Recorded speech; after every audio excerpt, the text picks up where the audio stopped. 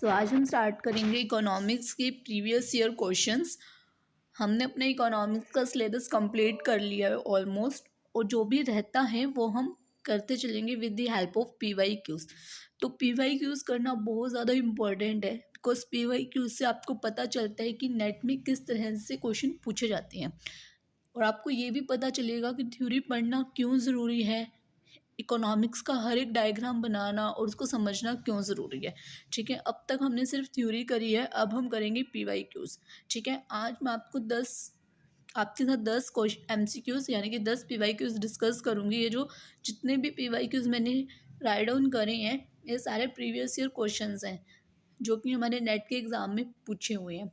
ठीक है जी, वैसे तो ये 10 MCQs है, बट इन 10 MCQs से आपको ये पता चल जाएगा कि कैसे क्वेश्चन पूछे जाते हैं हमें, और हमें क्यों थ्योरी को अच्छी तरह से पढ़ना ज़रूरी है।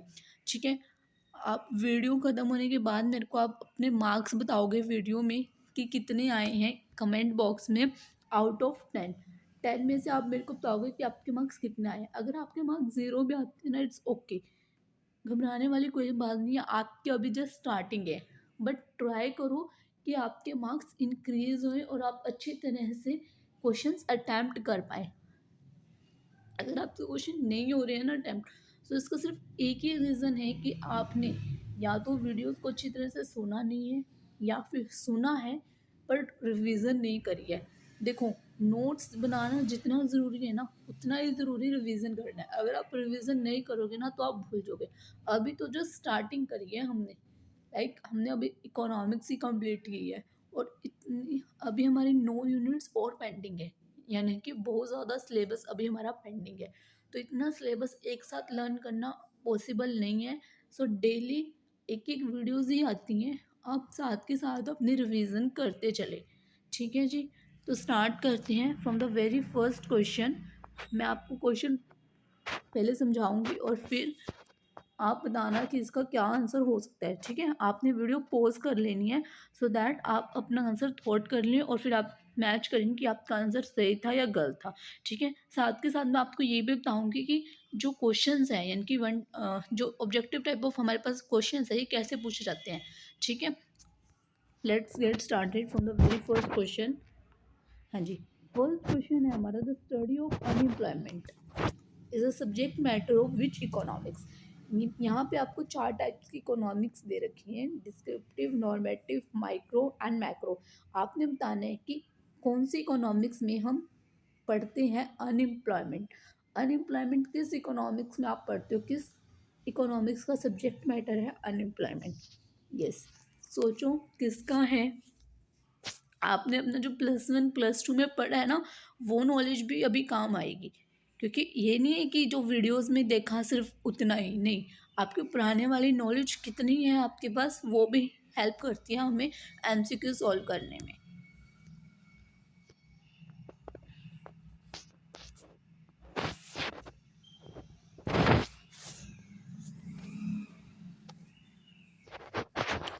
हाँ जी, तो इसका करेक्ट आंसर है macro economics. Macro economics large है ना। अब ये मत कहना कि हमने तो मैक्रो इकोनॉमिक्स करी नहीं, हमने तो सिर्फ माइक्रो इकोनॉमिक्स है हमारे सिलेबस में।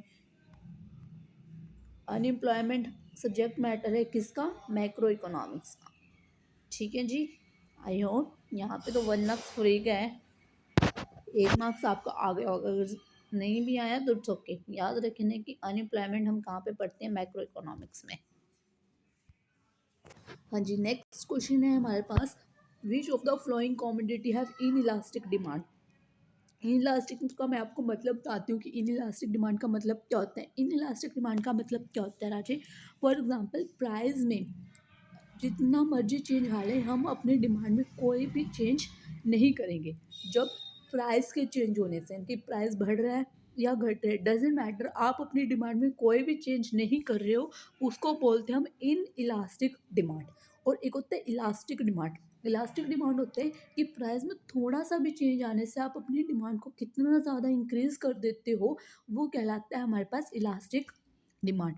क्वेश्चन के साथ साथ जो मैं आपको फर्दर एक्सप्लेनेशन दे रही हूँ, जैसे कि इन इलास्टिक डिमांड क्या होता है, इलास्टिक डिमांड क्या होता है, ये भी आप अपने नोट्स में लिखते जाएं, सो दैट आप फ्यूचर में जो भी PYQ सॉल्व करें आपको उससे हेल्प मिले। ठीक है जी, सो आपके पास ऑप्शन दिया गया है कि किस कमोडिटी में हमारी डिमांड बिल्कुल ही इनइलास्टिक होती है। देखो ये कॉमन सेंस का क्वेश्चन है, आपको सिर्फ इनइलास्टिक का मतलब पता होना चाहिए, और जो ये ऑप्शंस है ना ये आपके कॉमन सेंस पे सॉल्व होंगे। एक बार सोचो कि किस कमोडिटी को आप कि प्राइस चेंज होने से आपको कोई फर्क नहीं पड़ता, आप उसकी डिमांड करोगे ही करोगे। सोचो एक बार। हाँ जी, इसका आंसर आएगा सोल्ट। ठीक है, सोल्ट क्यों आएगा? सोल्ट क्या है? हम डेली यूज़ में काम आने वाला प्रोडक्ट है ना, डेली यूज़ में काम आने वाली कमोडिटी है। अब मान लो प्राइस का चेंज हो गया तो क्या आप अपनी सब्जी में नमक नहीं डालोगे? नहीं, आप डालोगे ना। ये तो बेसिक नीड है, इसका प्राइस जितना मर्जी चेंज हो जाए, जितना मर्जी हाई हो जाए, आपको सॉल्ट की नीड तो पड़ेगी ही पड़ेगी। ठीक है, तो इसका करेक्ट आंसर होएगा सोल्ट। ठीक है, अब कईयों ने इसका आंसर ना सिगरेट भी सोचा होगा, बट सिगरेट थोड़े से लोगों पे है ना, वाइड अप्रोच नहीं है। वाइड क्या है? सोल, क्योंकि सोल तो हर कोई कंज्यूम करता है ना, सिगरेट तो कोई कोई कंज्यूम करता है। तो इसमें जिन्होंने भी सिगरेट आंसर सोचे हैं वो सही है, लेकिन अपने एक ऑप्शन चुनना है जो ज़्यादा वाइड है, और ज़्यादा वाइड हमारे पास ऑप्शन कौन सा है? सोल्ट। ठीक है जी। Next question, very very important question. ये वाला क्वेश्चन तो आपको आना ही चाहिए क्योंकि अजम्पशन पे बेस्ड है। क्वेश्चन क्या है? विच of the following is not an assumption. Question को ध्यान से पढ़ना है। पहली बात, एग्जामिनर आपको क्या करते हैं, क्वेश्चन में घुमा देता है, आपसे नोट इनकी अजम्पशन जो नहीं है वो पूछी गई है। बच्चे क्या करते हैं, जो अजम्पशन है वो टिक करके आ जाते हैं। क्वेश्चन ध्यान से पढ़ना है नेट में। तो क्वेश्चन क्या है? विच of the following is not an assumption of consumer behaviour in case of ordinal utility approach. सबसे पहले आपके ध्यान में आने चाहिए कि ऑर्डिनल यूटिलिटी अप्रोच का दूसरा नाम क्या है? That is indifference curve. दो टाइप की हमने यूटिलिटी पढ़ी है, एक तो ऑर्डिनल और एक कार्डिनल। आपसे किसके बारे में पूछा गया? ऑर्डिनल। ऑर्डिनल की आपकी अजम्पशन पूछी गई है जो कि इनमें से नहीं है। तो कौन सी अजम्पशन इनमें से नहीं है? जिसने अच्छी तरह से रिविजन कर रखी होगी वो इसमें 1 मार्क्स ले लेगा। बोलो। हाँ जी, तो हमने पढ़ा था रैशनल कंज्यूमर भी होता है, diminishing marginal rate of substitution भी होता है, यूटिलिटी ओनली ऑर्डिनल मेजरेबल होती है, यस। बट क्या सैटिटी ऑफ कंज्यूमर होती है? नो। आंसर क्या आएगा? Non satiety of consumer. यानी कि सैटिटी ऑफ कंज्यूमर मतलब कि कंज्यूमर एज मतलब बिल्कुल सेटिस्फाई हो जाएगा, उसके बाद कोई प्रोडक्ट ही नहीं लेगा। नहीं, अगर कंज्यूमर बिल्कुल ही सेटिस्फाई होगा उसके बाद कोई प्रोडक्ट ही नहीं लेगा तो कोई मतलब ही नहीं बना। हमने क्या पढ़ा था कि कंज्यूमर की जो यूनिट है वो कैसी बनेगी? नॉन सैटिटी। ठीक है जी, 1 मार्क्स फ्री का है जिसने अजम्पशन अच्छी तरह से पढ़ी है। नेक्स्ट क्वेश्चन, ये क्वेश्चन बहुत ज़्यादा इंपॉर्टेंट है, कम से कम 3 से 4 बार ये क्वेश्चन रिपीट हुआ है पेपर्स में, पिछले साल के पेपर्स में। क्वेश्चन क्या है? अ प्राइस सीलिंग, यहाँ पे सॉरी सीलिंग आएगा, ये टाइपिंग मिस्टेक है, ये वाली सीलिंग आएगी, यहाँ पे सेलिंग लिख रखा है। Price ceiling before the equilibrium points leads to. Question क्या कहना चाहते हैं मैं आपको समझाती हूँ। देखो, ये हमारा डिमांड कर्व है, ये हमारा सप्लाई कर्व है। जहाँ पे डिमांड कर्व और सप्लाई कर्व एक दूसरे को इंटरसेक्ट करते हैं वो क्या होता है? हमारा प्राइस। इस लाइन को वो क्या डिटरमाइन करता है? हमारा प्राइस। अगर मान लो हमारे पास सप्लाई, अब इस प्राइस पे हमें प्रोडक्ट मिलनी चाहिए, बट जो प्रोड्यूसर है वो क्या करता है? वो सप्लाई को ना कम कर देता है, जिसकी वजह से क्या होता है? प्राइस इंक्रीज हो जाता है। जैसे आपने सुना होगा पहले कुछ 1-2 साल पहले क्या हुआ था, ऑनियन का प्राइस ना बहुत ज़्यादा हो गया था। वो क्यों हो गया था? क्योंकि जो प्रोड्यूसर थे यानी कि जो सेलर थे उन्होंने मार्केट में उस प्रोडक्ट को यानी कि ऑनियन को बेचना बंद कर दिया था। जब प्याज मार्केट में था ही नहीं तो उसकी डिमांड क्या हो गई? बढ़ गई। 1 मिनट। हाँ जी, तो जैसे ही थोड़े से प्रोडक्ट यानी कि थोड़े से ही ऑनियन मार्केट में आया, उनकी डिमांड तो क्या थी? हाई थी, बट सप्लाई क्या थी? कम, जिसकी वजह से प्राइस क्या हो गया हमारा? तो इसकी वजह से हमारे पास क्या होता है? Shortage of commodity and black marketing. ठीक है, हो सकता है ये आपको ना आए बट ऑप्शन देख के आप इस क्वेश्चन को कर सकते हैं। नेक्स्ट क्वेश्चन है हमारा, what is the degree of demand when demand is parallel to X axis. बहुत ही अच्छा क्वेश्चन है और इम्पॉर्टेंट क्वेश्चन है। यहाँ से हम 2 क्वेश्चन निकाल सकते हैं।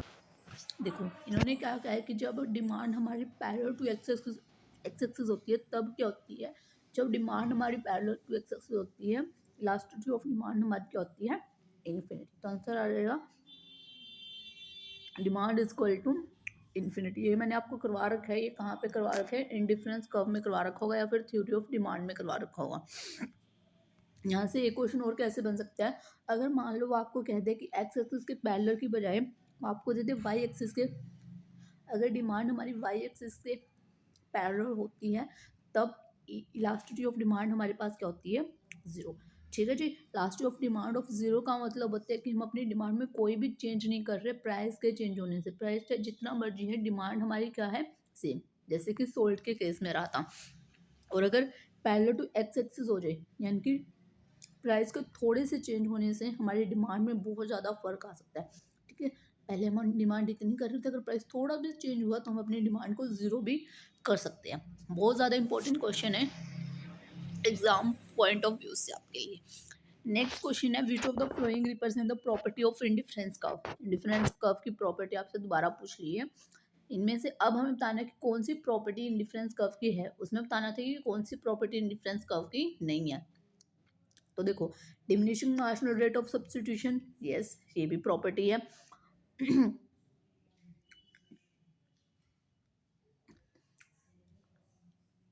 अच्छा नहीं एक मिनट, ये क्वेश्चन ऐसे करना है, इसमें ना ऑप्शंस आपको ये यहाँ से दिए गई हैं। देखो diminishing marginal rate of substitution property है, diminishing marginal rate of technical substitution ये इंडिफरेंस कर्व की प्रॉपर्टी नहीं है, ये किसकी प्रॉपर्टी है, आइसोक्वेंट कर्व की। किसकी प्रॉपर्टी है, आइसोक्वेंट कर्व की। ऑर्डिनल मेजरमेंट है, yes. Diminishing marginal utility of money है, no. Marginal rate of money क्या रहती थी इस टाइम हमारी, कांस्टेंट। तो ऑप्शन हो जाएंगे हमारे पास ए एंड सी।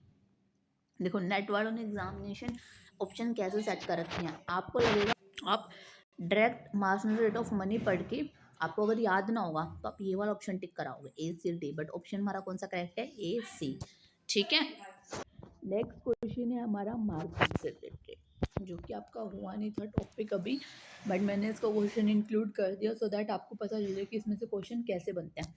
थोड़ी सी इंट्रोडक्शन दे देती हूँ मैं आपको मार्केट्स की, वैसे इसकी अलग से वीडियो आएगी एक मार्केट्स की। देखो सबसे फर्स्ट मार्केट हमारे पास है परफेक्ट कंपटीशन। परफेक्ट कंपटीशन एक ऐसी मार्केट होती है जिसमें जो प्राइस है वो डिटरमाइन होता है with the help of industry, यानी कि इंडस्ट्री प्राइस डिटरमाइन करती है और फार्म क्या होती है, प्राइस टेकर। तो कई बार इसमें से क्वेश्चन आ जाता है कि परफेक्ट कंपटीशन में फार्म जो है वो प्राइस मेकर होती है या प्राइस टेकर, तो फार्म क्या होती है, प्राइस टेकर। ठीक है, दूसरा इसकी अजम्पशन में से क्वेश्चन पूछ लिया जाता है कि परफेक्ट कंपटीशन की क्या क्या अजम्पशंस हैं। ठीक है जी, next is monopolistic market. Monopolistic market ऐसी मार्केट होती है जो कि जिसमें फ्री एंट्री होती है बायर और सेलर की। एक परफेक्ट कंपटीशन में तो होमोजीनियस प्रोडक्ट सेल होते हैं, यानी कि एक जैसे प्रोडक्ट ही सेल होते हैं, लेकिन मोनोपोलिस्टिक कंपटीशन में डिफरेंट प्रोडक्ट सेल होते हैं। जैसे कि आप डेली यूज़ में मार्केट्स देखते हो, वो किसका एग्जांपल है, मोनोपोलिस्टिक की। ठीक है, next is oligopoly. Oligopoly market ऐसी मार्केट होती है जिसमें फ्यू सेलर्स होते हैं। ठीक है, नेक्स्ट इज मोनोपोली। मोनोपोली ऐसी मार्केट होती है, नाम से क्लियर है, मोनो यानी कि जिसमें सिर्फ एक सिंगल सेलर होता है और नंबर ऑफ बायर्स होते हैं। ठीक है, नेक्स्ट इज डिओलोगोपोली। डिओलोगोपोली में दो सेलर्स होते हैं, जहाँ पे मोनोपोली में एक सेलर होता है, डिओलोगोपोली में दो सेलर्स होते हैं। ठीक है, ये क्वेश्चन आप ड्रॉप कर सकते हो, आपने अपने मार्क्स सब 9 में से बताने हैं, 10 में से नहीं बताने। Next is identify the necessary condition for price discrimination. जो ये वाला क्वेश्चन है ये भी मार्केट से रिलेटेड है, यानी कि जब हम परफेक्ट कंपटीशन मार्केट पढ़ेंगे ना तो उसमें ये वाला कंसेप्ट आता है, बट ये क्वेश्चन हम अटेम्प्ट कर सकते हैं। ठीक है जी, देखो प्राइस डिस्क्रिमिनेशन। प्राइस डिस्क्रिमिनेशन का मतलब क्या होता है कि आपके पास कॉमोडिटी तो एक है, लेकिन मान लो आपके पास ए कंज्यूमर है और बी कंज्यूमर है, आप ए कंज्यूमर को तो ये किसी और प्राइस पे दे रहे हो और बी कंज्यूमर को किसी और प्राइस पे दे रहे हो। ठीक है, कॉमोडिटी तो सेम है, पर आप जो प्राइस चार्ज कर रहे हो वो क्या है, अलग अलग है। ठीक है, तो उसके लिए क्या कंडीशन होनी चाहिए, पहला market must be separable, market एक दूसरे से सेपरेबल होनी चाहिए। Elasticity of demand must be different in different market. Elasticity of demand का मैंने आपको मतलब बता दिया था, ठीक है। Differentiated product and interdependence of firm, ये अजम्पशन नहीं है। और there should be imperfect competition of market, ये भी अजम्पशन है। तो हमारे पास ऑप्शन हो जाएंगे हमारे ए, बी एंड सी, ठीक है जी। Next question is very very important question. ये हमारा है कर्व से रिलेटेड। अगर आपको अच्छी तरह से कर्व बनाने आते हैं ना टोटल प्रोडक्शन का, जो आपका कल ही हुआ है आई थिंक, हाँ कल ही हुआ है ये टॉपिक, तो आप ये क्वेश्चन अटैम्प्ट कर लोगे। क्वेश्चन पढ़ती हूँ आपके लिए। Total product is maximum, total productivity is maximum when marginal productivity is equal to the price of product. बहुत ही अच्छा क्वेश्चन है और डीप में क्वेश्चन है। अगर आपको डीप नॉलेज है ना तभी आप ये क्वेश्चन को अटेम्प्ट कर सकते हो। नेक्स्ट इज, देखो असर्शन क्या कह रहा है आपको कि जो टोटल प्रोडक्ट है, हमें पता है कि टोटल प्रोडक्ट क्या होता है, पहले इंक्रीज होता है इंक्रीजिंग रेट से, फिर इंक्रीज होता है डिक्रीजिंग रेट से, और फिर क्या कर देता है डिक्लाइन। देखो एक मिनट, हाँ यहाँ पे करते हैं हम। देखो जब टोटल प्रोडक्ट हमारा मैक्सिमम होता है तो क्या एमपी क्या होती है उस टाइम, ज़ीरो होती है। एमपी क्या होती है, ज़ीरो, और टच कर रही है प्राइस लाइन को। ये क्या है, हमारी प्राइस लाइन है। तो क्वेश्चन क्या था, यही था कि टोटल प्रोडक्टिविटी मैक्सिमम होती है कब, when marginal productivity is equal to the price of product. दोबारा से बता देती हूँ आपके लिए डायग्राम। ये देखो, ये हमारी है टोटल प्रोडक्टिविटी, ये इसका मैक्सिमम पॉइंट है, ठीक है। ये है टीपी और ये है हमारी एमपी। टीपी मैक्सिमम कब है, जब एमपी क्या है, इक्वल टू प्राइस लाइन, ठीक है जी। रीजन क्या दे रखे है, deviation from this product leads to decline in marginal utility. Yes, अगर हम इस पॉइंट के बियॉन्ड जाएंगे हमारी मार्जिनल यूटिलिटी क्या कर जाएगी, डिक्लाइन। तो बोथ स्टेटमेंट क्या है हमारे पास, करेक्ट है। असर्शन और रीजनिंग के जो क्वेश्चंस होते हैं राजीव, वो बहुत ज़्यादा इंपॉर्टेंट होते हैं और थोड़े से कंफ्यूजिंग होते हैं करने। जो अब एग्ज़ाम आया था 7 जनवरी को, उसमें असर्शन एंड रीजनिंग का कोई क्वेश्चन नहीं था। वैसे ही सितंबर में जो रीनेट का एग्ज़ाम था उसमें भी असर्शन और रीजनिंग वाले क्वेश्चंस नहीं आए थे। बट हो सकता है फ्यूचर में असर्शन और रीजनिंग वाले क्वेश्चन आए तो आपने कर लेने हैं और अच्छी तरह से समझ लेने हैं। और ये क्वेश्चन बहुत ज़्यादा इंपॉर्टेंट है, वेरी वेरी इंपॉर्टेंट क्वेश्चन, ठीक है जी। नेक्स्ट क्वेश्चन है, विच of the following is not a basic property of indifference curve. तो ये क्वेश्चन आप खुद से कर सकते हैं। आपको इसमें से वो बताना है कि जो इंडिफरेंस कर्व की प्रॉपर्टी नहीं है। कमेंट बॉक्स में आप इसका आंसर मेरे को बताएंगे, ठीक है। जो करेक्ट आंसर होएगा मैं आपको कमेंट बॉक्स में ही पाऊंगी कि इसका करेक्ट आंसर क्या आएगा, ठीक है जी। सो आई होप आपको पता चला होगा कि इकोनॉमिक्स की कैसे क्वेश्चन आते हैं पेपर में और क्यों PYQs करना इंपॉर्टेंट है। तो आप मुझे अपने मार्क्स बताएंगे 9 में से, क्योंकि एक क्वेश्चन मैंने छोड़ दिया था वो मार्केट का था, ठीक है जी। तो I hope you like this video. If you like this video, do like it, share it and subscribe to my channel. Thank you.